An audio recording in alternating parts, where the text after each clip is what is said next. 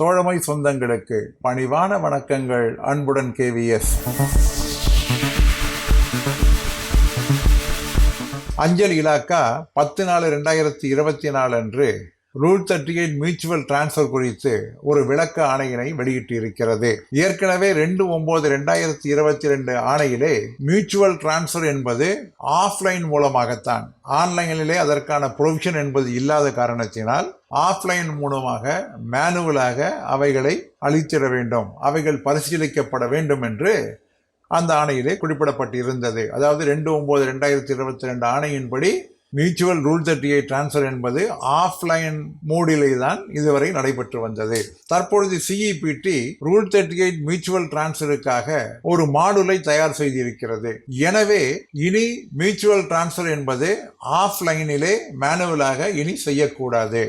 ஆஃப்லைனிலே வரக்கூடிய அந்த அப்ளிகேஷன்கள் இனி ஏற்கப்பட மாட்டாது. ஆன்லைன் போர்ட்டல் மூலமாகத்தான் இனி மியூச்சுவல் டிரான்ஸ்ஃபர் என்பது பதிவேற்றம் செய்யப்பட வேண்டும். ஏற்கனவே மியூச்சுவல் டிரான்ஸ்ஃபர் என்பது ஏற்கப்பட்டிருந்தால் அவைகள் செயல்படுத்தப்பட வேண்டும். இனிமேல் இம்மிடியட் எஃபெக்டாக இன்று முதல் நடைமுறைக்கு வருவதாக எந்த மியூச்சுவல் எக்ஸ்சேஞ்சும் ஆஃப்லைன் மோடாக மாநில தலைமை அலுவலகமானது ஆணையிடக்கூடாது. ஏற்கனவே விண்ணப்பங்கள் அனுப்பி அவைகள் பரிசீலிக்கப்படாமல் இருந்தால் அந்த சம்பந்தப்பட்ட ஊழியர்களுக்கு நீங்கள் ஆன்லைனிலே விண்ணப்பிக்கும்படி அறிவுறுத்திட வேண்டும். அவர்கள் இனி ஆன்லைனிலே உடனடியாக அந்த விண்ணப்பங்களை செலுத்திட வேண்டும் என்று இந்த 10/4/2024 ஆணையிலே சொல்லியிருக்கின்றார்கள். ஆக இனிமேல் மியூச்சுவல் டிரான்ஸ்ஃபர் என்பது ஆஃப்லைனிலே மேனுவலாக செய்யக்கூடாது, ஆன்லைனிலே தான் செய்ய வேண்டும்.